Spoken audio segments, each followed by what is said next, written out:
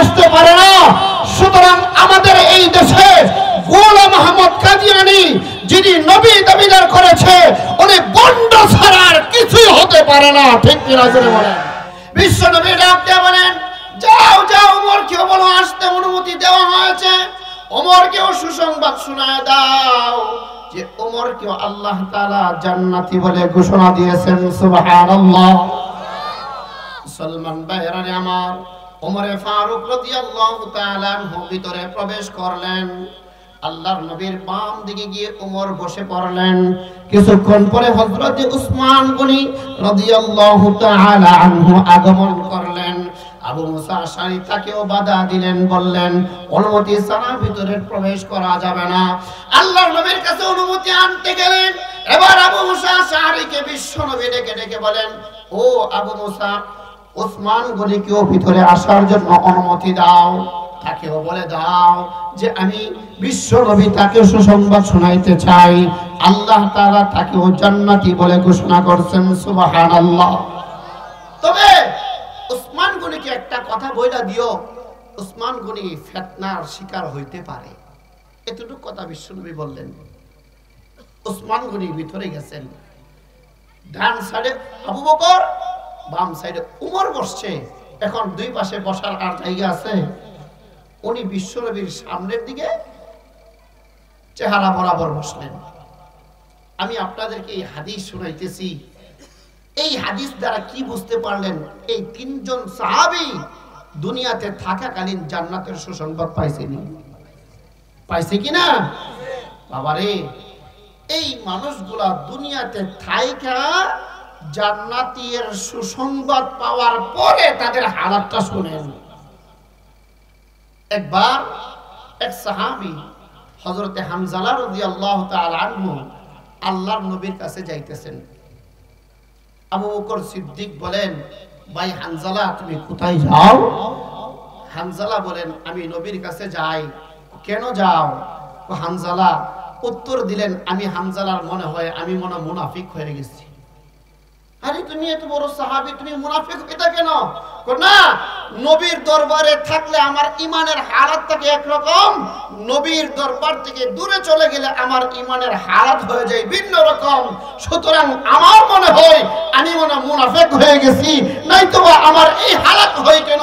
আবু বকর সিদ্দিক এই কথা শুই না চোখ দিয়ে পানি ছেড়ে দিয়ে কান্না করে আর বলে, ভাই হামজালা, তোমার যে হালাত আমারও তো এই হালাত, আমারও তো এই অবস্থা হয়, যাও আমিও যাই তোমার সঙ্গে। না জানি আবু বকর মুনাফিক হয়ে গেছে।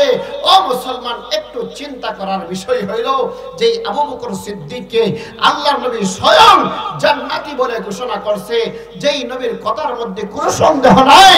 জান্নাতের সুসংবাদ প্রাপ্ত সাহাবী যদি আখিরাতের ফিকিরে, আল্লাহর ভয়ে, জাহান্নামের ভয়ে নিজেকে নিজে এতটা ছোট মনে করতে পারে, না জানি আবু বকর মুনাফিক হয়ে গেছে। বাবা, আমরা যারা জান্নাতের সুসংবাদ পাবো তো দূরের কথা, জানি না আমার ঠিকানা কই হবে, আমাদের কতটুকু ফিকির করা দরকার। আমার কথা আপনারা বুঝে একটু চিন্তা করছে? আমার আমল বর্তমানে যে হালাতে আছে, আমার নামাজ বর্তমানে যে হালাতে আছে, আমার ঈমানের যে হালাতে বর্তমানে আমি আছি, এই হালাত নিয়ে যদি কবরে যাই তো আমার ঠিকানা কোথায় হবে? জান্নাতে হবে না জাহান্নামে হবে? এই হালাতে তো আপনার আমার বেকারার অবস্থায় থাকার কথা ছিল, ঠিক কিনা? কিন্তু ভাইও আমরা এতটাই উদাসীন, আমরা এতটাই উদাসীন, কেমন যেন মনে হয় এই পঞ্চগড়ের মানুষ আমরা যারা আছি এরা মনে কিয়ামত পর্যন্ত হায়াত নিয়ে আসছি, একজনও কিন্তু মৃত্যুবরণ করবে না, এমন মানুষের চলাফেরা দেখা যায়, ঠিক কিনা? মুসলমান, আজকে মুসলমানের যুবক সারাদিন গুনাহের মধ্যে কাটায় দেয়, সারাটা দিন নাফরমানির মধ্যে কাটায় দেয়। বাবা, তুমি জানো না তোমার এই দিনের কিন্তু হিসাব আল্লাহর কাছে দিতে হবে, জানো না? দিল দিয়ে কথাটি শোনো, কাজে লাগবে। বহু দূর থেকে আসছি, আত্মীয়তার কোনো সম্পর্ক নাই, শুধু দিনের কথা শোনাইতে আসছি। আল্লাহর জন্য কথা শোনো, একটু ফিকির করো। দিলের মধ্যে যদি দিলের মধ্যে একটু ধাক্কা লেগে যায়, হতে পারে আজকের এই মাদ্রাসার মাহফিল তোমার নাজাতের জরিয়া হয়ে যাবে। আবু বকর সিদ্দিক যদি কবরের বয়সে এমন নিজেকে ভাবতে পারে, আরে নবীর হালাতে থাকলে একরকম হালাত হয়, নবীর কাছ থেকে দূরে চলে গেলে আরেক রকম হালাত হয়, না জানি আমি আবু বকর মুনাফিক হয়ে গেছি। হে বাবা, আবু বকরের যদি এই হালাত হয় তো আপনার আমার কি হালাত হওয়ার দরকার ছিল? বলো কি হালাত হওয়ার দরকার ছিল? আবু বকর সিদ্দিক আখিরাতের ফিকিরে ফাঁকে ফাঁকে আবু বকর সিদ্দিক এই কথা বলতেন। হায় আফসোস, কখনো কখনো গাছের পাতার সামনে যায় বলতেন, আবু বকর তুমি মানুষ না হইয়া যদি ওই গাছের পাতা হইতা তো তোমার আখিরাতের কঠিন ময়দানে হিসাবের কাঠগড়ায় তোমাকে দাঁড়াইতে হইত না। আবু বকর সিদ্দিক জান্নাতের সুসংবাদপ্রাপ্ত সাহাবী। আবু বকরের যদি এই হালাত হয় মুসলমান, তোমার আর আমার কি হালাত হওয়ার দরকার ছিল বলো? আবু বকর যদি নিজেকে মানুষ হওয়ার কারণে আফসোস করতে পারে, হায় আবু বকর তুমি যদি মানুষ না হইয়া গাছের পাতা হইতা, জীব জানোয়ার তোমাকে খেয়ে ফেলতো, আল্লাহর কাছে তোমাকে হিসাব দিতে হইতো না। আরে আবু বকর জান্নাতীর সার্টিফিকেট পাওয়ার পরে যদি আবু বকরের এই হালাত হতে পারে, অপঞ্চগড়ের মানুষ তুমি বলো আমার আর তোমার কি ফিকির করা দরকার ছিল? কিভাবে তুমি নামাজ ছাড়ো, কিভাবে তুমি বেপরদায় চলো, কিভাবে তুমি হারাম থেকে বিরত থাকতে পারো না? আরে তোমার কি কবরের কথা মনে হয় না? কবর প্রতিটা দিন মানুষকে ডাকে আর বলে, হে দুনিয়াবাসী আমি কিন্তু পোকামাকড়ের ঘর, আমি কিন্তু অন্ধকার কবর, আমার কাছে আসবা তো আমল নিয়ে আইসো, আমার কাছে যদি আমল ছাড়া আসো আমি কবর তোমার সঙ্গে খারাপ আচরণ করব। আজান কষ্ট পাইতেছেন আপনারা? কথা আমার বুঝে? আবু বকর সিদ্দিকের যদি এই হালাত হয়, আপনার আমার কি হালাত হওয়ার দরকার ছিল? মুসলমান, যেই উমরে ফারুক রাদিয়াল্লাহু তাআলা আনহু দুনিয়ার মধ্যে জান্নাতের সার্টিফিকেট পেয়েছিলেন, সেই উমরের হালাত কি শুনবেন? হযরত উমর ফারুক রাদিয়াল্লাহু তাআলা আনহু একদিন হুযায়ফা রাদিয়াল্লাহু তাআলা আনহুর বাড়িতে গেলেন। গিয়া বলছে, হুযায়ফা আল্লাহর নবী সাল্লাল্লাহু আলাইহি ওয়াসাল্লাম তো তোমার কাছে মুনাফিকদের লিস্টটি দিয়ে গেছে, কে আমাদের মধ্যে মুনাফিক আছে, কে মুনাফিক না, খাঁটি মুমিন তুমি তো জানো। হুযায়ফা রে বলো তো, আমি উমরের নামটা কি মুনাফিকদের লিস্টের মধ্যে আসেনি? কি ফিকির করতেন নিজেকে নিয়ে?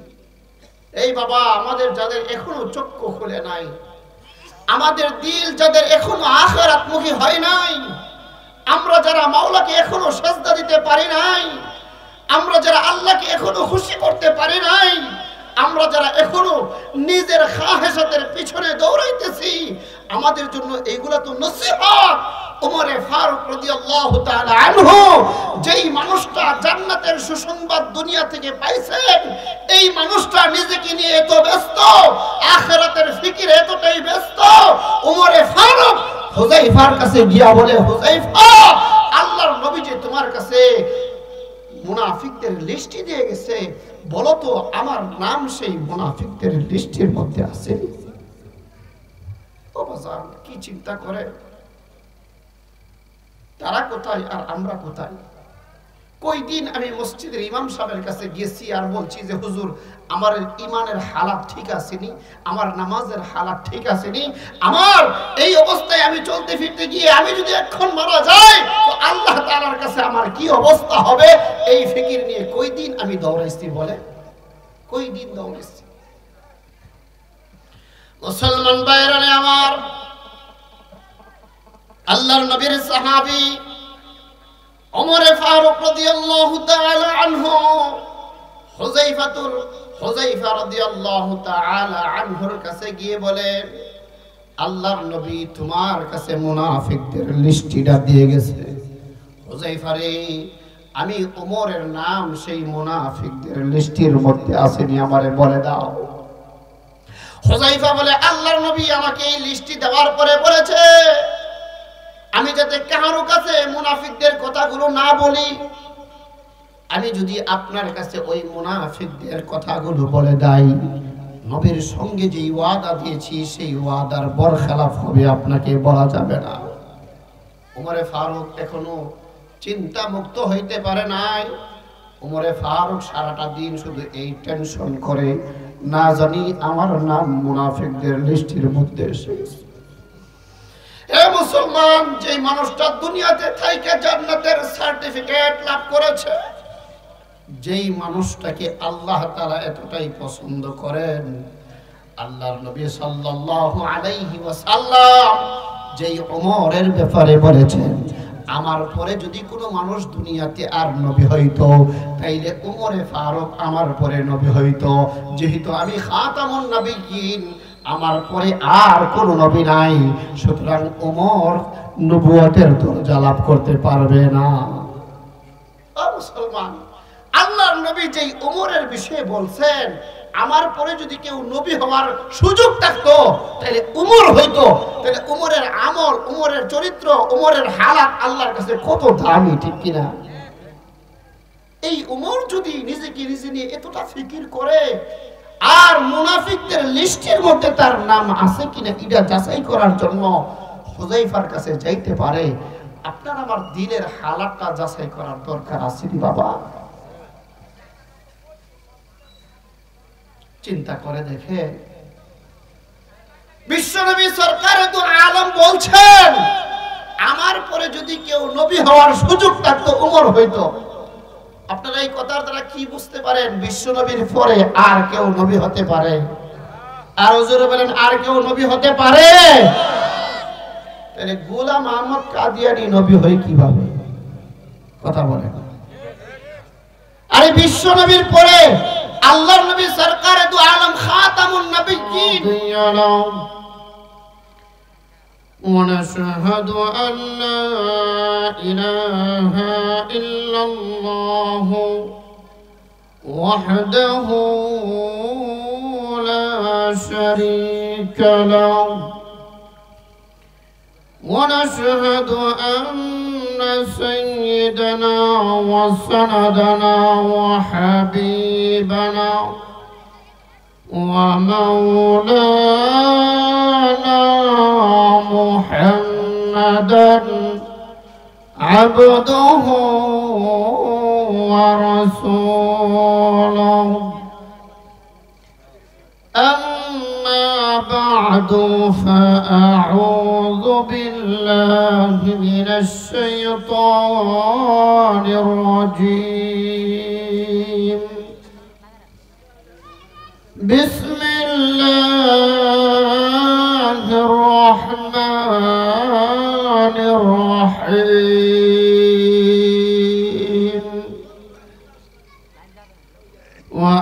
وأنفقوا مما رزقناكم من قبل أن يأتي أحدكم الموت فيقول رب لولا أخرتني إلى أجل قريب فأصدق وأكن من الصالحين. صدق الله مولانا العظيم. وقال رسول الله صلى الله عليه وسلم الصدقة ترد البلاء، أو كما قال عليه الصلاة والسلام. اللهم صل على محمد وعلى آل محمد كما صليت على إبراهيم وعلى آل إبراهيم إنك حميد مجيد.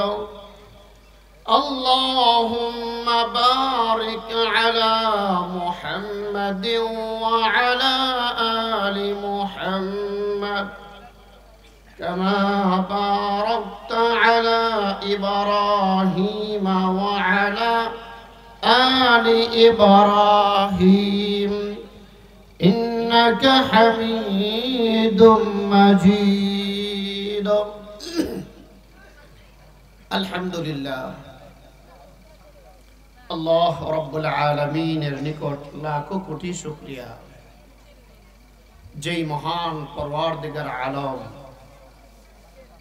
আমাদেরকে মাদ্রাসাতুল আবরার এর উদ্যোগে আয়োজিত আজকের এই ওয়াজ ও দোয়ার মাহফিলে আসার এবং বসার তৌফিক দান করেছেন মহান মালিকের দরবারে শুকরিয়া আদায় করি বলে আলহামদুলিল্লাহ। বাড়াইলে ভালো হয় চাউলটা।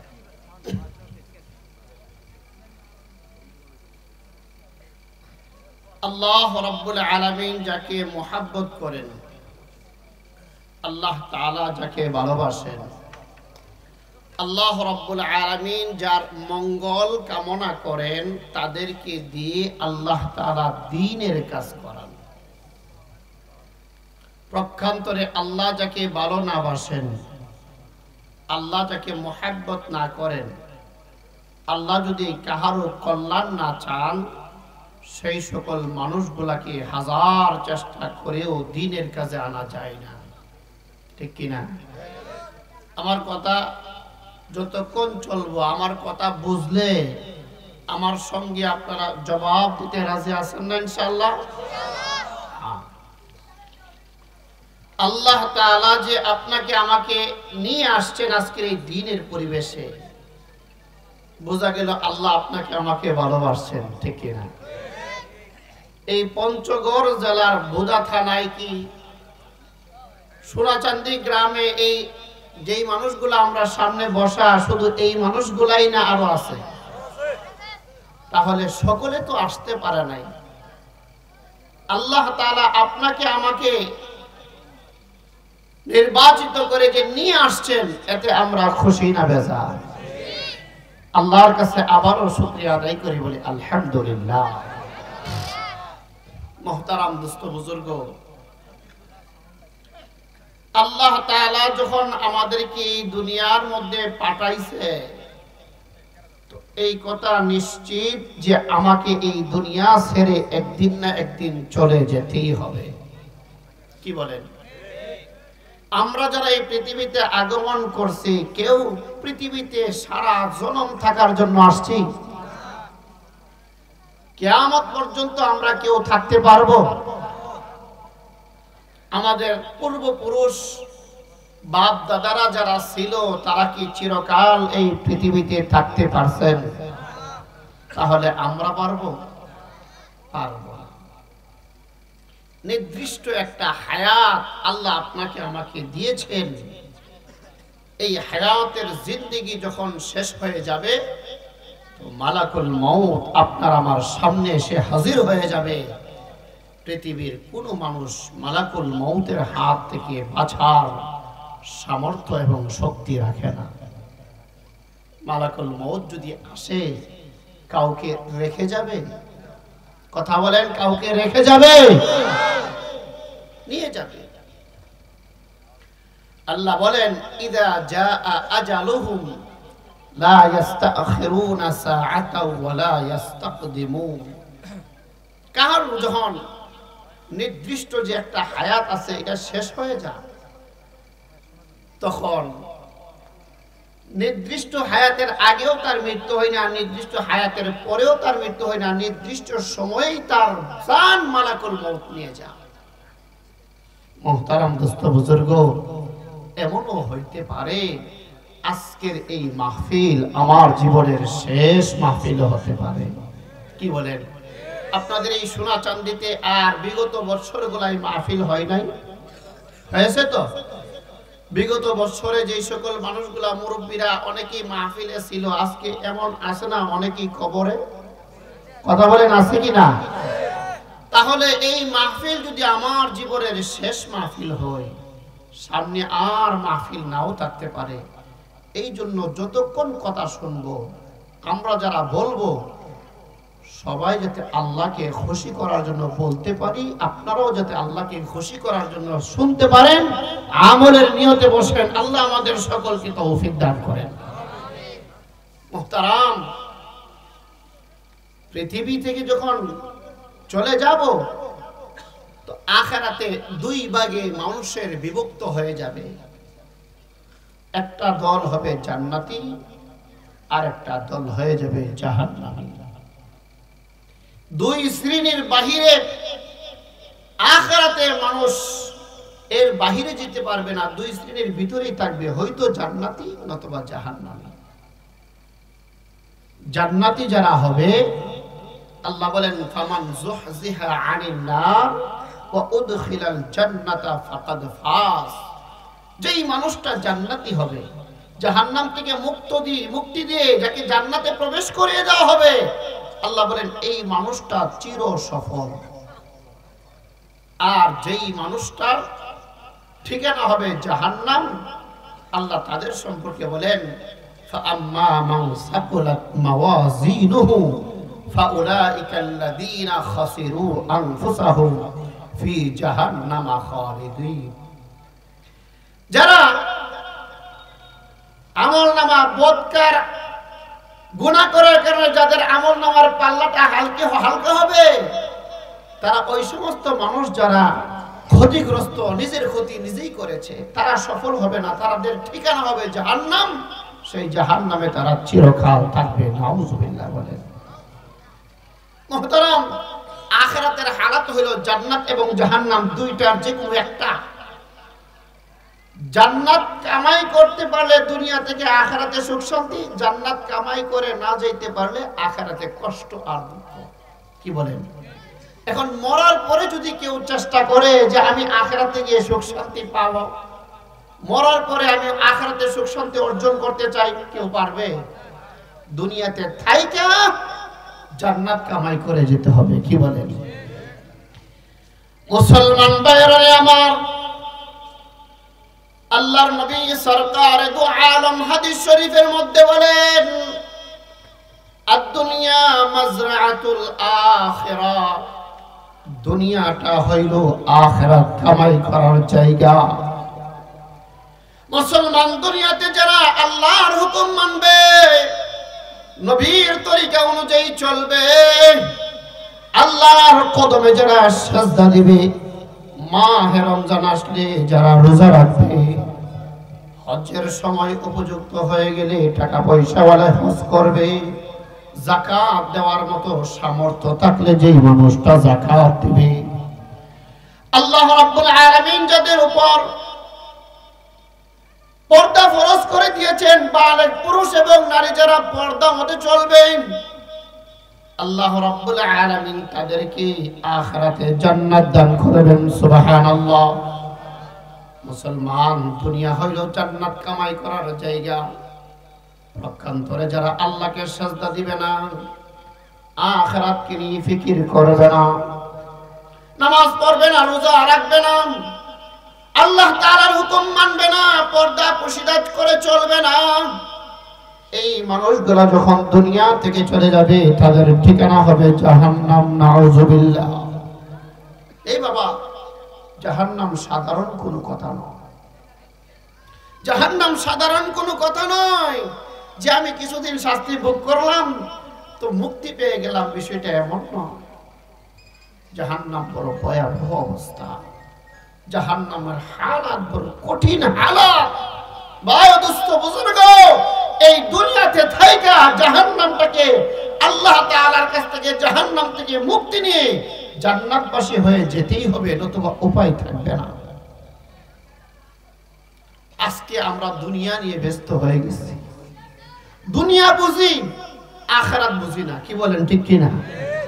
দুনিয়া দুনিয়া করতে করতে আখিরাত বরবাদ করে দিচ্ছি। অথচ আমার চোখের সামনে আমার দাদা কিন্তু দুনিয়া থেকে চলে গেছে, আমার চোখের সামনে আমার বাবা দুনিয়া থেকে চলে গেছে, আমার চোখের সামনে আশপাশি মুরব্বীরা একে একে দুনিয়া থেকে চলে যাচ্ছে, আমিও চলে যাব, এর ফিকির কিন্তু আমার মধ্যে নাই। মুসলমান, সাহাবায়ে কেরামদের হালাতের দিকে একটু নজর করে। সাহাবায়ে কেরাম যারা দুনিয়াতে থাইকা জান্নাতের সার্টিফিকেট অর্জন করেছিলেন, সেই সকল সাহাবায়ে কেরাম আখিরাতের ফিকিরে কতটা বইভীতির মধ্যে তারা থাকতেন। বুখারী শরীফের এক রিওয়ায়াতে আসছে, হযরতে আবু মুসা আশআরী রাদিয়াল্লাহু তাআলা আনহু হাদিস বর্ণনা করেন। আবু মুসা আশআরী রাদিয়াল্লাহু তাআলা আনহু বলেন, আমি একদিন ওযু করে আল্লাহর নবী সাল্লাল্লাহু আলাইহি ওয়াসাল্লামের সঙ্গে সাক্ষাৎ করার জন্য মসজিদের দিকে রওনা হইলাম। সাহাবায়ে কেরামদের আখিরাত নিয়ে কি ফিকির ছিল, এই কথাটা বুঝাইবার জন্য আমি আপনাদেরকে হাদিস বলতেছি। মনোযোগ আছে তো সকলের? আবু মুসা আশআরী রাদিয়াল্লাহু তাআলা আনহু বলেন, আমি ওযু করে মসজিদে গিয়ে দেখি আল্লাহর নবী মসজিদ থেকে বের হয়ে গেছেন। সাহাবায়ে কেরামদেরকে জিজ্ঞাসা করলাম, নবীজি কোথায়? সাহাবায়ে কেরাম বললেন, আল্লাহর নবী এই দিক দিয়ে চলে গেছে। একটা রাস্তা দেখিয়ে বললেন, এই দিকে নবীজি গেছে। আবু মুসা আশআরী বলেন, আমি নবীর পিছনে হাঁটতে লাগলাম। যাইতে যাইতে দেখি আল্লাহর নবী সাল্লাল্লাহু আলাইহি ওয়াসাল্লাম একটা খেজুর বাগানের ভিতরে প্রবেশ করছেন। খেজুর বাগানের ভিতরে প্রবেশ করে নবীজি তার হাজত পুরা করলেন। এই বাগানের ভিতরে একটা কূপ ছিল। কূপ, আপনারা কূপ চিনেননি? কুয়া চিনেন? কুয়া এই এলাকার মধ্যে কুয়া আছে? আগে মনে ছিল না, এখন নাই। এই কূপের মধ্যে বিশ্বনবী সাল্লাল্লাহু আলাইহি ওয়াসাল্লাম নিজের পা দুইটা ভিতরে রাখা কূপের পাড়ের উপরে বসছেন। নবীজি আরাম করতেছেন। আবু মুসা আশআরী নবীর সঙ্গে গিয়ে সাক্ষাৎ করলেন। সাক্ষাৎ করার পরে আবু মুসা আশআরী বলেন, ইয়া রাসূলুল্লাহ, আপনি এখানে একটু আরাম করবেন, আমি আপনার পাহারাদারি করব। এই বাগানের গেটে আমি দাঁড়ায় থাকবো, কেউ যাতে আসলে বিনা অনুমতিতে না ঢুকতে পারে, আপনাকে কেউ যাতে ডিস্টার্ব করতে না পারে, আমি আপনার পাহারাদারি করব। সুবহানাল্লাহ। মুসলমান ভাইরা আমার, আবু মুসা আশআরী রাদিয়াল্লাহু তাআলা আনহু এবার বাগানের গেটের মধ্যে দাঁড়াইয়া বিশ্ব নবীর পাহারাদারি করতে লাগলেন। কিছুক্ষণ পরে হযরতে আবু বকর সিদ্দিক রাদিয়াল্লাহু তাআলা আনহু বিশ্ব নবীর সঙ্গে সাক্ষাৎ করতে আসলেন। আবু বকর সিদ্দিককে আবু মুসা আশআরী রাদিয়াল্লাহু তাআলা আনহু বাধা দিয়ে বললেন, আপনি এখানে দাঁড়ান, গেটের ভিতরে প্রবেশ করতে পারবেন না। আল্লাহর নবী যতক্ষণ পর্যন্ত অনুমতি না দেবে ততক্ষণ পর্যন্ত আপনি নবীর সঙ্গে দেখা করতে পারবেন না। এ মুসলমান, আবু মুসা আশআরী আল্লাহর নবীর কাছে চলে গেলেন। আল্লাহর নবীকে বললেন, ইয়া রাসূলুল্লাহ, আবু বকর বাগানের ভিতরে ঢুকতে চায়, আপনার সঙ্গে সাক্ষাৎ করতে চায়, অনুমতি দেওয়া যাবে কি? আল্লাহর নবী বলেন, ও আবু মুসা, আবু বকরকে ভিতরে ঢোকার অনুমতি দাও, আর আবু বকর সিদ্দিককে একটা সুসংবাদ জানায় দাও যে আল্লাহ তাআলা আবু বকরকে জান্নাতি বলে ঘোষণা করেছে। সুবহানাল্লাহ, একটু জোরে কওয়া যায় না? দুনিয়াতে থাইকা আবু বকর সিদ্দিক জান্নাতি ঘোষণা পাইছে, এর চাইতে বড় খুশ নসিব আর কিছু হইতে পারে না। মুসলমান ভাইরা আমার, আবু বকর সিদ্দিক এবার ভিতরে ঢুকে আল্লাহর নবীর ডান পাশে এসে নবীর সঙ্গে বসে গেলেন। কিছুক্ষণ পরে আবার ওমরে ফারুক রাদিয়াল্লাহু তাআলা আনহুর আগমন ঘটল। আবু মুসা আশআরী ওই গেটের মধ্যে আবু ওমরে ফারুক রাদিয়াল্লাহু তাআলা আনহুকে বাধা দিয়ে দিলেন আর বললেন, বিশ্ব নবীর অনুমতি ছাড়া আপনি প্রবেশ করতে পারবেন না। বিশ্ব নবীর কাছে আবু মুসা আশআরী গিয়ে বললেন, ইয়া রাসূলুল্লাহ, এবার ওমরে ফারুক আসছে, অনুমতি দেওয়া হবে না। বিশ্ব নবী ডাক দিয়ে বলেন, যাও যাও, ওমরকে বলো আসতে অনুমতি দেওয়া হয়েছে। ওমরকেও সুসংবাদ শোনায় দাও যে ওমরকেও আল্লাহ তাআলা জান্নাতি বলে ঘোষণা দিয়েছেন। সুবহানাল্লাহ। মুসলমান ভাইরা আমার, ওমরে ফারুক রাদিয়াল্লাহু তাআলা আনহু ভিতরে প্রবেশ করলেন। আল্লাহর নবীর বাম দিকে গিয়ে ওমর বসে পড়লেন। কিছুক্ষণ পরে হযরত উসমান গনি রাদিয়াল্লাহু তাআলা আনহু আগমন করলেন। আবু মুসা আশআরী তাকেও বাধা দিলেন, বললেন অনুমতি ছাড়া ভিতরে প্রবেশ করা যাবে না। আল্লাহর নবীর কাছে অনুমতি আনতে গেলেন। এবার আবু মুসা আশআরীকে বিশ্বনবী ডেকে ডেকে বলেন, ও আবু মুসা, উসমান গনিকেও ভিতরে আসার জন্য অনুমতি দাও। তাকেও বলে দাও যে আমি বিশ্বনবী তাকে সুসংবাদ শোনাইতে চাই, আল্লাহ তাআলা তাকেও জান্নাতি বলে ঘোষণা করেছেন। সুবহানাল্লাহ। তবে উসমান গনিকে একটা কথা বইলা দিও, উসমান গনি ফিতনার শিকার হইতে পারে, এতটুকু কথা বিশ্বনবী বললেন। উসমান গনি ভিতরে গেছেন। ডান সাইডে আবু বকর, বাম সাইডে উমর বসছে। এখন দুই পাশে বসার আর জায়গা আছে? উনি বিশ্বনবীর সামনের দিকে চেহারা বরাবর বসলেন। আমি আপনাদেরকে এই হাদিস শোনাইতেছি। এই হাদিস দ্বারা কি বুঝতে পারলেন? এই তিনজন সাহাবী দুনিয়াতে থাকাকালীন জান্নাতের সুসংবাদ পাইছেনি, পাইছে কিনা? বাবারে, এই মানুষগুলা দুনিয়াতে থাইকা জান্নাতের সুসংবাদ পাওয়ার পরে তাদের হালাতটা শুনেন। একবার এক সাহাবী হযরতে হামজালা রাদিয়াল্লাহু তাআলা আনহু আল্লাহর নবীর কাছে যাইতেছেন। আবু বকর সিদ্দিক বলেন, ভাই হামজালা তুমি কোথায় যাও? হামজালা বলেন, আমি নবীর কাছে যাই। কেন যাও? হামজালা উত্তর দিলেন, আমি হামজালার মনে হয় আমি মনে মুনাফিক হয়ে গেছি। আরে তুমি এত বড় সাহাবী, তুমি মুনাফিক হইতা কেন? না, নবীর দরবারে থাকলে আমার ইমানের হালাত থাকে একরকম, নবীর দরবার থেকে দূরে চলে গেলে আমার ইমানের হালাত হয়ে যায় ভিন্ন রকম। সুতরাং আমার মনে হয় আমি মনে মুনাফিক হয়ে গেছি, নয়তো আমার এই হালাত হয় কেন?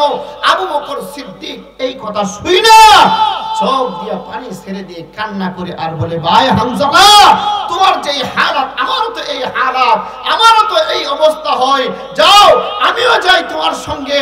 না জানি আবু বকর মুনাফিক হয়ে গেছে।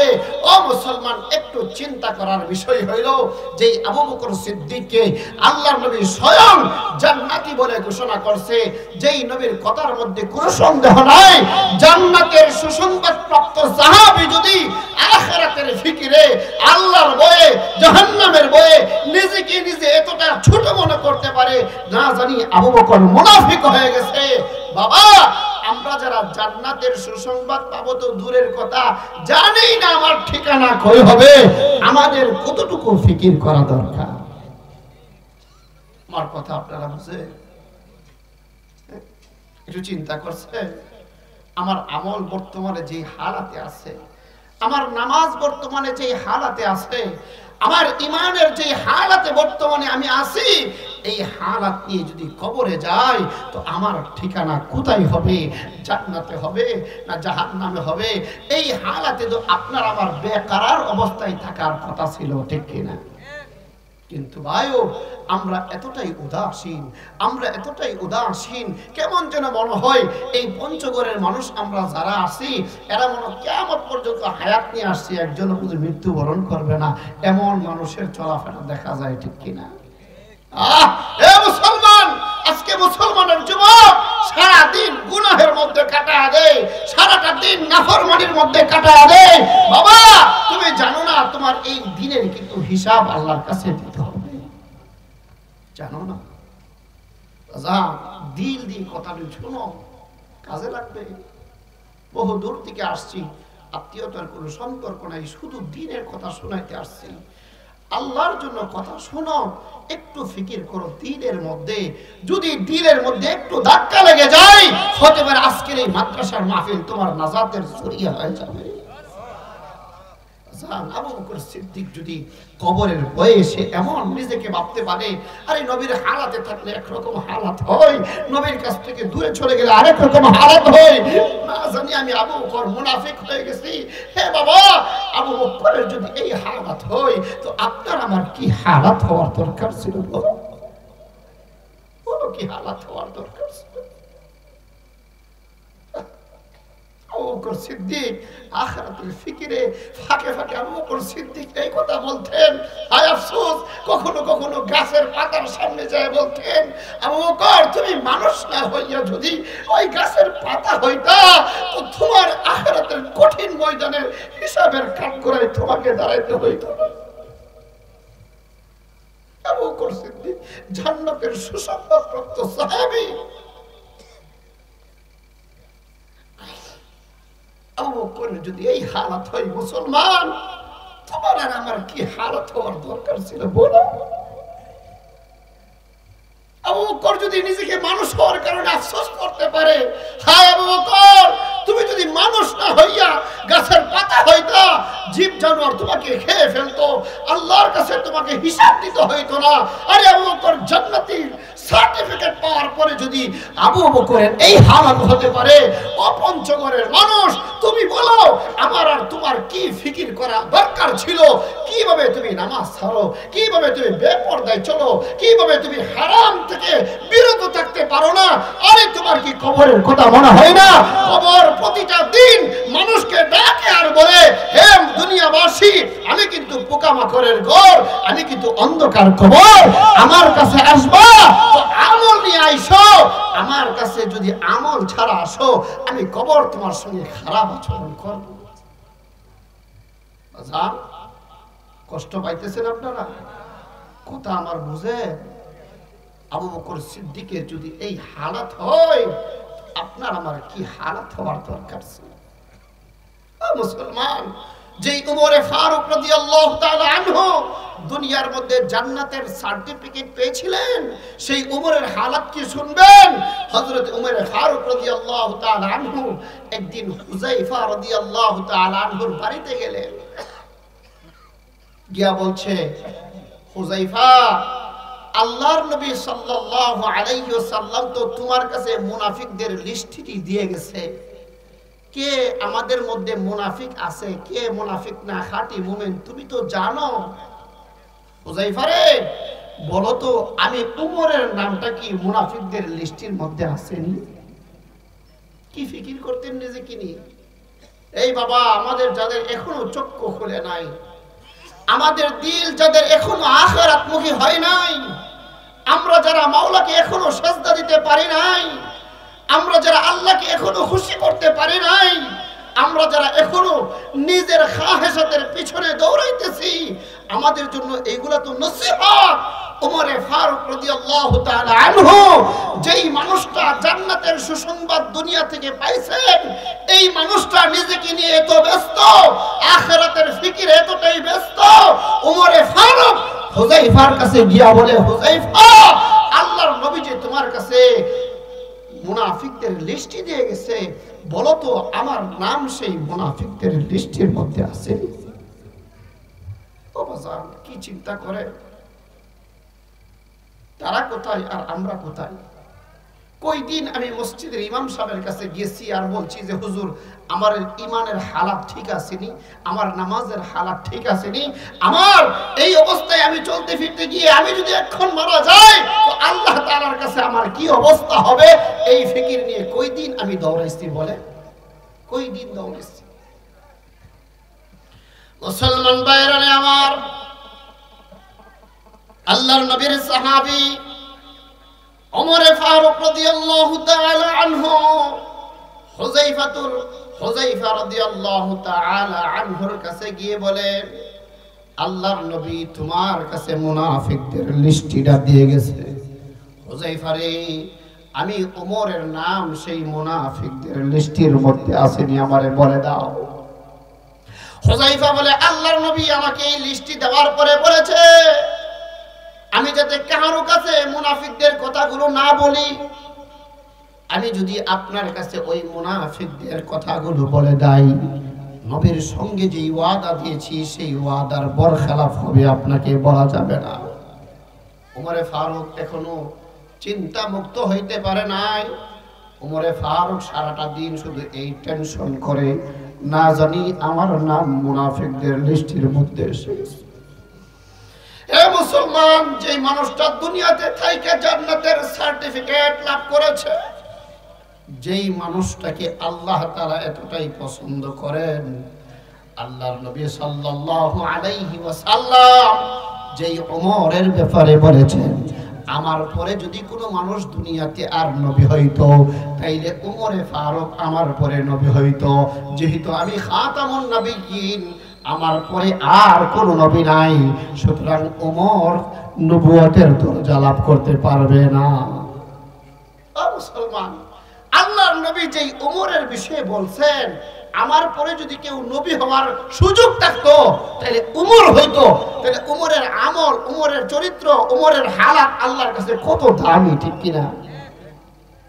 এই উমর যদি নিজেকে নিজে নিয়ে এতটা ফিকির করে আর মুনাফিকদের লিস্টের মধ্যে তার নাম আছে কিনা এটা যাচাই করার জন্য হুযায়ফার কাছে যাইতে পারে, আপনার আমার দিলের হালাতটা যাচাই করার দরকার আছে বাবা। চিন্তা করে দেখে, বিশ্বনবী সরকার দু আলম বলছেন, আমার পরে যদি কেউ নবী হওয়ার সুযোগ থাকতো উমর হইতো।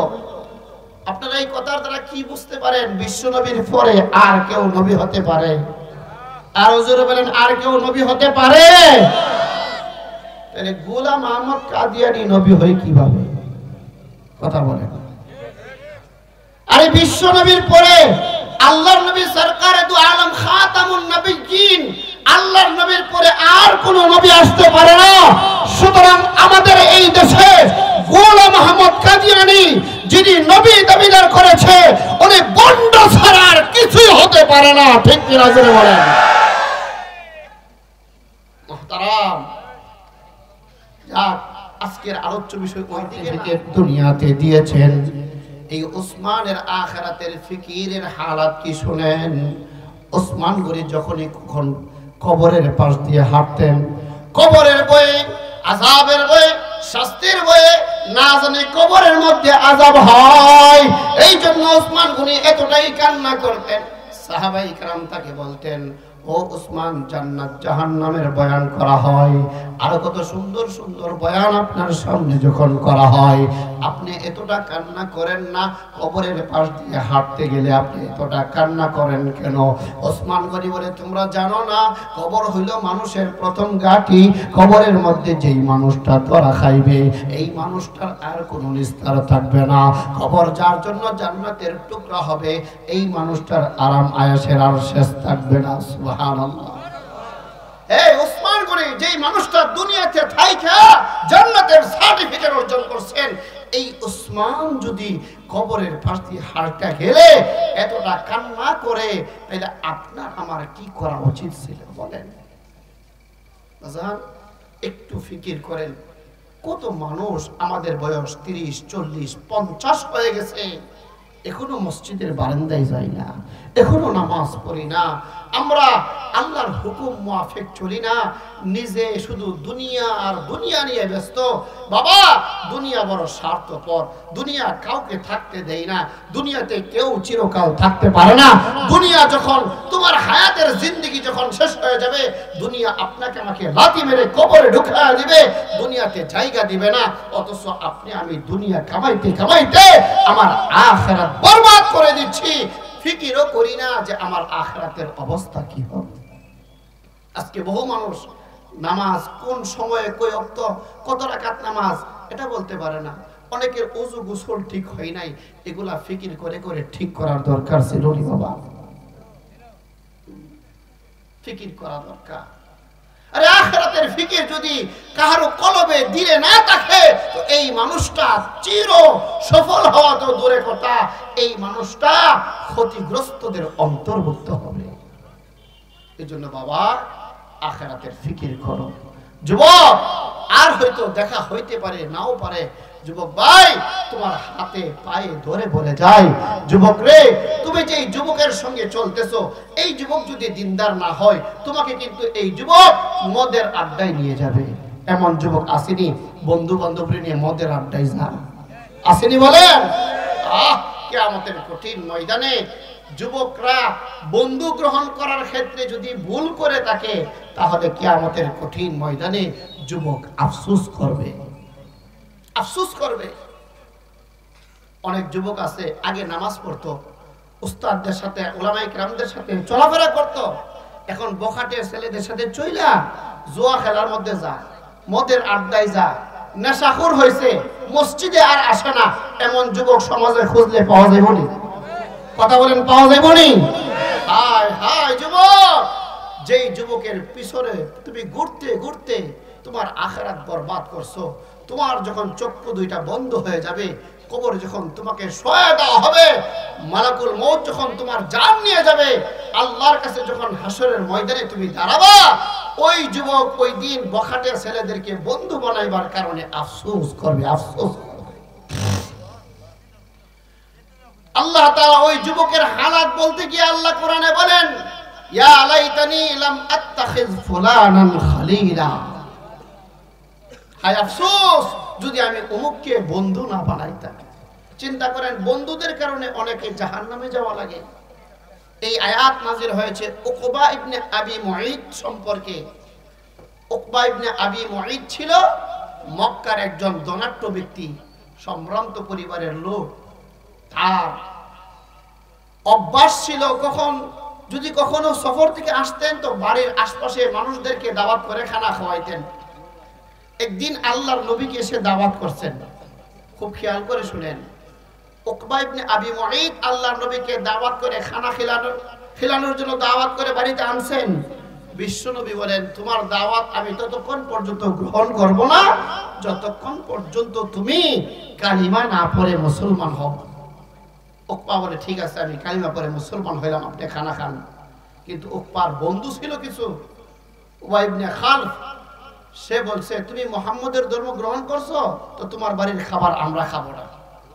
তখন উকবা বলছিল, এ বন্ধু তোমরা যাও না, আমি মুহাম্মদকে সান্ত্বনা দেওয়ার জন্য তার কালিমা গ্রহণ করছি, আসলে আমি মুসলমান হয়েছি না। কিন্তু উকবা এই কথা তার বন্ধু বিশ্বাস করে না। তার বন্ধু বলছে, যাও মুহাম্মদের কালিমা মুহাম্মদকে ফেরত দিয়ে আসো, তার মুখে থুতু নিক্ষেপ করে আসো। নাউজুবিল্লাহ। এই উকবা ইবনে আবি মুঈত তার বন্ধুর কথা শুনে নবীর কাছে যখন বেয়াদবি করছেন, তার দুনিয়াও শেষ আখিরাতও শেষ। বলেন তো, তার দুনিয়া আখিরাত শেষ হয়েছে কেন? বন্ধুর কারণে। কথা বলে না, কার কারণে? মুসলমান ভাইরা আমার, যেই বন্ধু অপর আরেকজন বন্ধুকে নামাজি থেকে বেনামাজি বানায়া দিবে, যেই বন্ধুদের সঙ্গে চলাফেরা করতে যাইয়া মদের আড্ডায় যাবে, যেই সকল বন্ধুরা বন্ধুরূপে একজনকে গ্রহণ করার কারণে আল্লাহর মহাব্বত আর মারিফত তার দিল থেকে চলে যাবে, সেই সকল মানুষগুলা কিয়ামতের কঠিন ময়দানে আফসোস করে আর বলবে, ইয়া লাইতানি লাম আত্তাখিজ ফুলানান খলিলা, হায় আফসোস আমি যদি অমুককে বন্ধুরূপে গ্রহণ না করতাম, ওই মানুষটাকে যদি আমি বন্ধু না বানাইতাম, তাহলে আমার আখিরাতে আজকে আযাব ভোগ করতে হইতো না। যুবক রে, তুমি যখন বন্ধুদের সঙ্গে চলবা, সাবধান, এমন বন্ধুকে বন্ধু বানাইও না যেই বন্ধু নামাজি নয়, এমন বন্ধুকে বন্ধু রূপে গ্রহণ করো না যেই বন্ধু নেশাখোর, এমন বন্ধুকে বন্ধু বানাইও না যেই বন্ধুর কারণে তোমাকে জাহান্নামে যেতে হবে। যুবক, এমন বন্ধুদের কাছ থেকে বিরত থাকো, নামাজি হয়ে যাও, নামাজি হয়ে যাও। কত যুবক কবরে শুয়ে গেছে। তুমি কি মনে করছো তুমি চিরকাল এই পৃথিবীতে থাকবা? কি বলেন, আমরা চিরকাল এই পৃথিবীতে থাকবো? মুরব্বী যারা আছে তারা চিরকাল থাকবো? উলামায়ে কেরাম যারা আছে তারা চিরকাল থাকবো? সবাই আমরা কবরের যাত্রী। কুল্লু নাফসিন যায়িকাতুল মাউত, প্রতিটা প্রাণী মৃত্যুর স্বাদ গ্রহণ করতে হবে। মুসলমান ভাইরা আমার, মানুষের যখন মৃত্যু হয়ে যাবে, আগেই বলেছিলাম মানুষ দুই দলে বিভক্ত হবে। আল্লাহ বলেন ফারিকুন ফিল জান্নাতি ওয়া ফারিকুন ফিস সাঈর। একদল মানুষ হবে জান্নাতি আর একদল মানুষ হয়ে যাবে জাহান্নামী। জান্নাতীরা চিরকাল সুখ শান্তিতে থাকবে, জাহান্নামীরা চিরকাল দুঃখে আর কষ্টের মধ্যে জীবন যাপন করবে। এ মুসলমান, জাহান্নামীদেরকে যখন জাহান্নামের মধ্যে নিক্ষেপ করা হবে, জাহান্নামীরা শাস্তি সহ্য করতে না করে করে আল্লাহর কাছে ফরিয়াদ করবে আর বলবে রব্বানা আখরিজনা মিনহা ফাইন উদনা ফাইন্না যালিমুন। মুসলমান দিলের কান দিয়ে কথা শোনো, দুনিয়াই হলো চূড়ান্ত সীমানা। দুনিয়া থেকে যদি জান্নাত কামাই করে যাইতে না পারো, খবরের জগতে যায় যতই ফরিয়াদ করো না কেন, যতই কান্নাকাটি করো না কেন, আর কিন্তু দুনিয়ায় আসা যাবে না। হে মুসলমান, জাহান্নামীদেরকে যখন আল্লাহ তাআলা জাহান্নামে ফেলে দিবে, জাহান্নামীরা শাস্তি সহ্য করতে না করে করে আল্লাহর কাছে ফরিয়াদ করে বলবে রব্বানা আখরিজনা মিনহা ফাইন উদনা ফাইন্না যালিমুন। জাহান্নামীরা আল্লাহকে বলবে আল্লাহ, জাহান্নামের শাস্তি আর সহ্য করতে পারি না, আল্লাহ গো জাহান্নাম থেকে আমাদেরকে বের করে দেন, জাহান্নাম থেকে দুনিয়াতে আবার যাইতে দেন। আল্লাহ ওয়াদা দিলাম আর কোনোদিন গুনাহ করব না। ফাইন উদনা, যদি গুনাহ করি, যদি নামাজ ছাড়ি, যদি বেপরদা হয়, যদি সুদ খাই, যদি ঘুষ খাই, অর্থাৎ অন্যায় অবিচার যদি আমি নিজের উপর নিজে করি, ফাইন্না যালিমুন, আমি হইব সবচেয়ে বড় জালেম। এইভাবে ফরিয়াদ করবে আর বলবে আল্লাহ জাহান্নাম থেকে আমাকে মুক্তি দাও, আল্লাহ দুনিয়াতে আমাকে আবারও পাঠাও। কি বলেন, ওই দিন জাহান্নামীরা যতই চেঁচামেচি করুক না কেন, জাহান্নাম থেকে বের হওয়ার কোনো ক্ষমতা তাদের থাকবে না। আর রাসূল বলেন থাকবে না। এ মুসলমান, আজকে একটু হিসাব মিলায় দেখো রে বাবা, তোমার আর আমার বর্তমান যে হালাত, আমি যেই অবস্থার মধ্যে আছি, সারাটা জীবন নামাজ না পড়ে পড়ে কাটাই দিলাম, সুদ ঘুষের আড্ডার মধ্যে জীবন কাটাই দিলাম, বেপরদায় চলতে চলতে জীবন কাটাই দিলাম। এ বাবা, এখন যদি আমার মালাকুল মউত এসে হাজির হয়ে যায়, মসজিদের মাইকে যদি আমার নাম এমুকের ছেলে অমুক দুনিয়ায় নাই বলে ঘোষণা হয়ে যায়, মসজিদের খাটিয়াটা যদি আমার বাড়ির সামনে চলে আসে রে বাবা, এখন যদি আমাকে কবরের মধ্যে রাখে, বলো তো আমার ঠিকানা কই হবে না হবে? এইগুলা নিয়ে এখন ফিকির করার সময় নেই। না কবরে গিয়ে ফিকির করব? কবরে ফিকির করার সময় আছে না দুনিয়াতেই ফিকির করতে হবে? মুসলমান ভাইরা আমার, দুনিয়াতে কত ক্ষমতাধর মানুষ ছিল, আজকে তারা কবরের যাত্রী। তুমি আমিও যতই ক্ষমতা আর বাহাদুরি দেখাই না কেন, কবরের কিন্তু চলে যেতেই হবে, কবর থেকে বাসা যাবে না। কবরের যাওয়ার আগে আগে কবরটা যাতে জান্নাতের টুকরা হয়, সেই জন্য আমল করতে হবে। হে মুসলমান, প্রতিটা মানুষ দুনিয়ার মধ্যে নামাজ না পড়ার কারণে আখিরাতে আফসোস করবে। প্রতিটা মানুষ দুনিয়াতে যারা সম্পদশালী ছিল, আল্লাহর রাস্তায় দান খয়রাত না করার কারণে তারা কিয়ামতের কঠিন ময়দানে আফসোস করবে। যারা দুনিয়ার মধ্যে রোজা রাখে নাই, রোজা না রাখার কারণে আফসোস করবে। যারা যাকাত দেয় নাই, যাকাত না দেওয়ার কারণে আফসোস করবে। আপনি অনেক টাকার মালিক হয়েছেন, টাকার পাহাড় আপনার ঘরে তোলা হয়েছে, কিন্তু আপনি আল্লাহর রাস্তায় দান করেন নাই।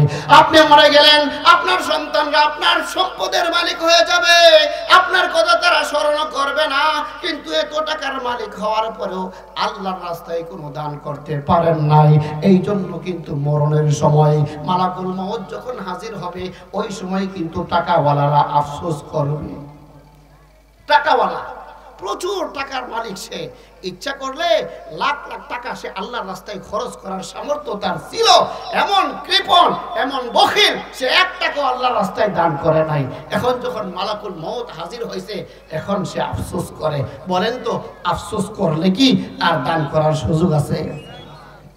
আল্লাহ বলেন ওয়ানফিকু মিম্মা রাযাকনাকুম মিন ক্বাবলি আন ইয়াতিয়া আহাদাকুমুল মাউত ফায়াকুলু রাব্বি লাউলা আখখারতানি ইলা আজালিন করিব ফাআসাদদাকা ওয়া আকুম মিনাস সালিহিন।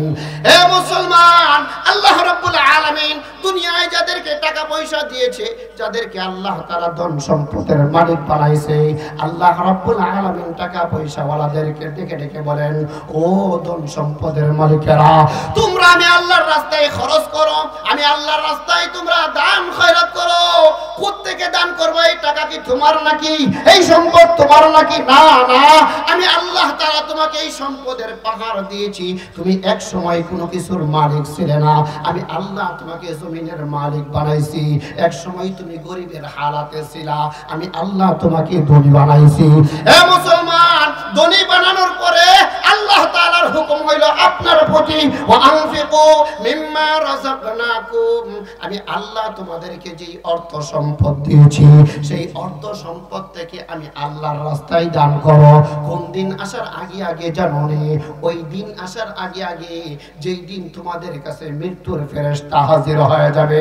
হে মুসলমান, আল্লাহ তাআলার হুকুম হইল মৃত্যুর ফেরেশতা মালাকুল মউত তোমার আর আমার সামনে আসার আগে আগে অর্থ সম্পদ আল্লাহর রাস্তায় ব্যয় করো। বাজান রে, কেন কেন মৃত্যুর আগে ব্যয় করতে হবে? মৃত্যু যখন চলে আসবে, ওই সময় মালাকুল মউত আপনাকে আমাকে কোনো সময় দিবে না। সময় দিবে? কথা বলে না, সময় দিবে?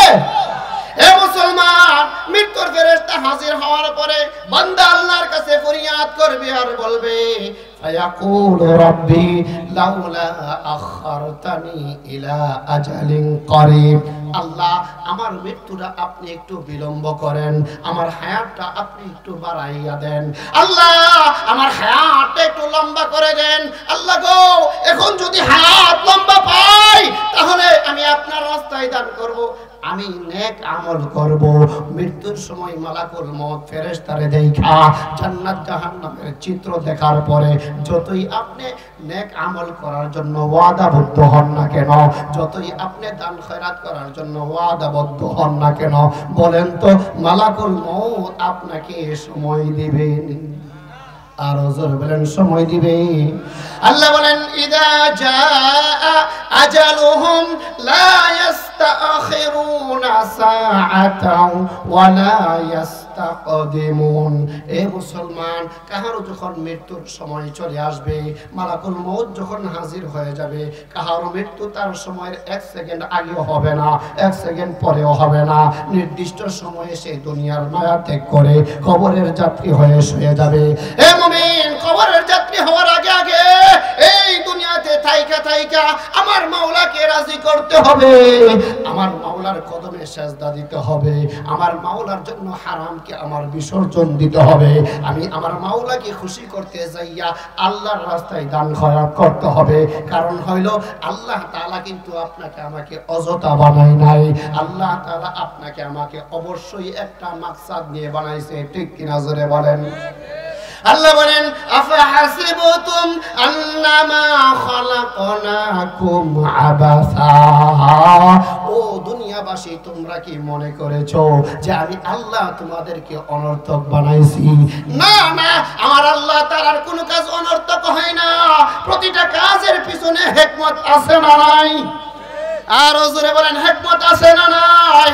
হে মুমিন, তাইলে আপনাকে আমাকে কিসের জন্য বানাইছে? আল্লাহ তাআলা কালামে পাকের মধ্যে বলেন, ওয়ামা খালাকাতুল জিন্না ওয়াল ইনসা ইল্লা লিয়াবুদুন।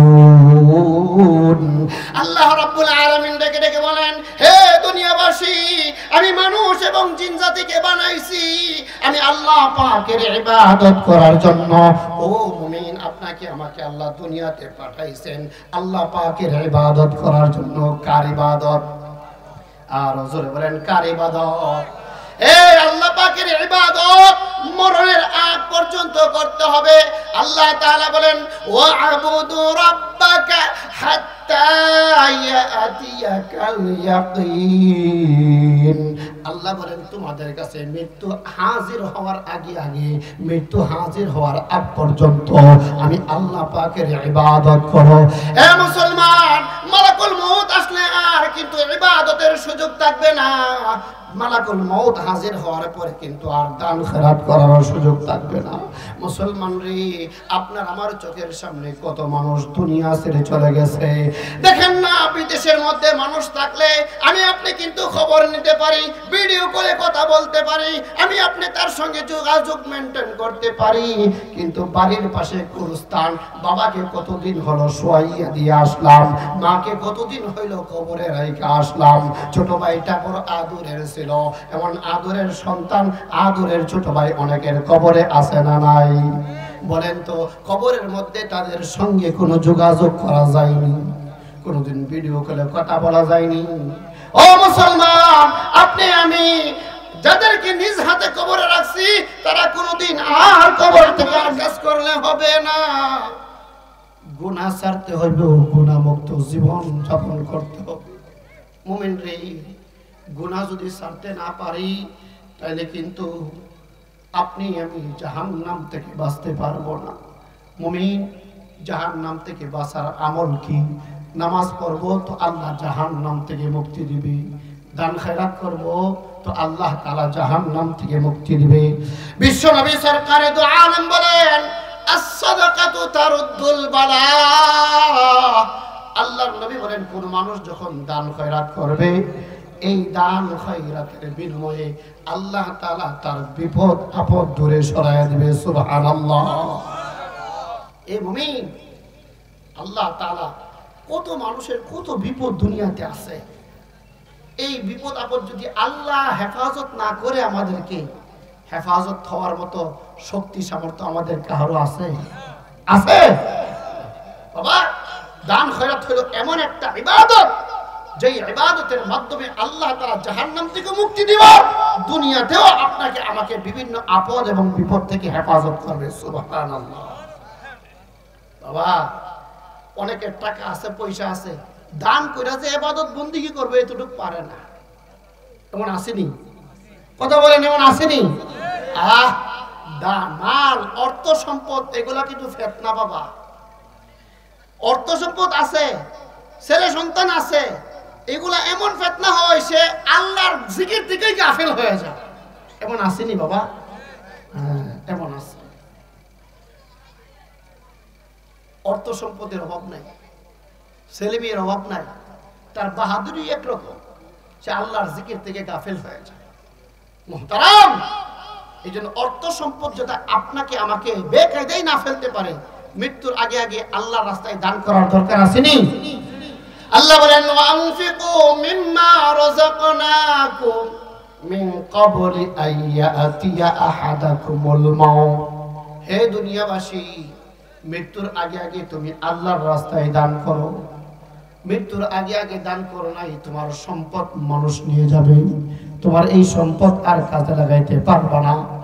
আল্লাহর নবী হাদিসে বলেন, যেই সম্পদ তুমি ভোগ করছো এটা তোমার নিজের, যেই সম্পদ তুমি ব্যবহার করে খরচ করছো এটা তোমার নিজের, যেই সম্পদ তুমি দুনিয়াতে রাইখা গেলা এটা তোমার না, তোমার ওয়ারিসদের হয়ে যাবে। ঠিক কিনা জোরে বলেন? এই মুমিন, এই জন্য জাহান্নামের আগুন থেকে বাঁচার জন্য, দুনিয়া থেকে বিপদ আপদ থেকে বাঁচতে হইলে আল্লাহর রাস্তায় দান করার দরকার আছে কি নাই? আর জোরে বলেন, দরকার আছে কি নাই? এ মুসলমান, সাহাবায়ে কেরাম দুনিয়া থেকে জান্নাতের সার্টিফিকেট অর্জন করার পরেও তারা এতটাই আল্লাহর রাস্তায় দান করেছে, ঘরের মধ্যে কোনো কিছুই তারা রাখে নাই, সব আল্লাহর রাস্তায় বিলীন করে দিয়েছে। বিশ্ব নবী সরকারে দু আলম এক যুদ্ধের ময়দানে ঘোষণা করলেন, ও সাহাবায়ে কেরাম, তোমরা তোমাদের সামর্থ্য অনুযায়ী আল্লাহর রাস্তায় দান করো। সাহাবায়ে কেরামদের মধ্যে আমলের প্রতিযোগিতা ছিল। হযরতে ওমর ফারুক মনে মনে ভাবলেন, কোনদিন আবু বকরকে ইবাদত আর বন্দেগীর মধ্যে পিছনে ফেলাইতে পারি নাই, আজকেই সুযোগ, আবু বকরের চাইতে বেশি দান কইরা আজকে আবু বকরের আগে চলে যাব। সুবহানাল্লাহ। এ মুমিন, ওমর ফারুক বাড়ির মধ্যে গেলেন, সমস্ত সম্পত্তি 2 ভাগের 1 ভাগ আল্লাহর নবীর কাছে হাজির করলেন।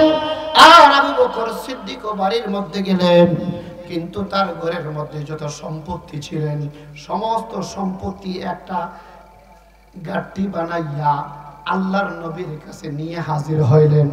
আল্লাহর নবী উমরকে জিজ্ঞাসা করলেন, উমর, আল্লাহর রাস্তায় দেওয়ার জন্য কি আল্লাহ?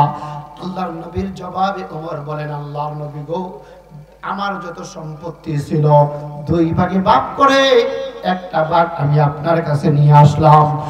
হযরতে সিদ্দিক আকবরকে বলে, ও আবু বকর, তুমি আল্লাহর রাস্তায় কি নিয়ে আসছো? আবু বকর সিদ্দিক এবার ডেকে বলেন, ওগো নবীজি, আমার ঘরে যা ছিল সব নিয়ে আসছি। সুবহানাল্লাহ। আবু বকর, এই ঘরের মধ্যে কি রাইখে আসছো? আল্লাহ এবং তার নবীর রাইখে আসছি। আল্লাহ এবং তার নবী আমার ঘরের জন্য যথেষ্ট। সুবহানাল্লাহ। এ মুমিন সাহাবায়ে কেরাম জান্নাতের সার্টিফিকেট প্রাপ্ত হওয়ার পরও আল্লাহর রাস্তায় অকাতরে দান করেছে। আপনার আমার জাহান্নামের শাস্তি থেকে মুক্তি পাওয়ার জন্য আল্লাহর রাস্তায় দান করার দরকার আছে নাই? আসেনি বলেন? আল্লাহর নবী হাদিসেও বলছেন, as-সাদাকাতু তারুদ্দুল বালা। কার ঘরের মধ্যে এমন বিপদ আপদ ফাঁকে ফাঁকে আয় না? আমাদের পিছনে বিপদ আপদ লাগেই থাকে। রাসূল বলে, দান সদকা এমন এক ইবাদত, দান সদকা করতে পারলে আল্লাহ তাআলা বিপদ আপদ থেকে তোমাকে মুক্ত রাখবো। সুবহানাল্লাহ। দানের ফজিলত সম্পর্কে ছোট্ট একটা হাদিস শোনাই, শুনবেন? কষ্ট হইতেছে? আমরা যখন হাসরের ময়দানে উঠব, হাসরের মাঠে কিন্তু সূর্যটা এখন যতটুকু দূরে আছে ততটুকু দূরে থাকবে না, একবারে আধ হাত উপরে চলে আসবে। আধ হাত উপরে যদি সূর্যটা আসে, অবস্থাটা কি হইব? কঠিন হবে না? নিচের জমিনটা তামার হবে, আধ হাত উপরে সূর্য থাকবে, সহ্য করা যাবে? আল্লাহ তাআলা ওই দিন আরশে আজিমের ছায়ার কাছে যাদেরকে আশ্রয় দিব তারা মুক্তি পাইব। সুবহানাল্লাহ। আল্লাহর নবী সরকার দু আলম হাদিসের মধ্যে বলেন, সাবআতু ইউযিল্লুহুমুল্লাহু ইয়াওমাল কিয়ামাতি লা যিল্লা ইল্লা যিল্লুহু। কিয়ামতের কঠিন ময়দানে যেদিন অর্ধ হাত উপরে সূর্য এসে যাবে, নিচের জমিনটা তামার হয়ে যাবে, আল্লাহ তাআলার আরশ আজিমের ছায়া ছাড়া আর কোনো ছায়া থাকবে না। বিশ্ব নবী সরকার দু আলম বলেন, 7 শ্রেণীর মানুষদেরকে আল্লাহ তাআলা ওই দিন আরশ আজিমের ছায়ার নিচে জায়গা দিবে, যাদেরকে জাহান্নামের শাস্তি স্পর্শ করবে না, যাদের বিনা হিসাবে জান্নাত হয়ে যাবে। এর মধ্যে 7 শ্রেণীর মানুষদের মধ্যে এক শ্রেণীর মানুষ হইল, আল্লাহর রাসূল বলেন, যেই মানুষটা আল্লাহর রাস্তায় দান খয়রাত করে, ডান হাতে দান করে, বাম হাত এটা টের পায় না, যারা আল্লাহর রাস্তায় দান করে এই মানুষটা আল্লাহর আরশে আজিমের নিচে ছায়া পাবে।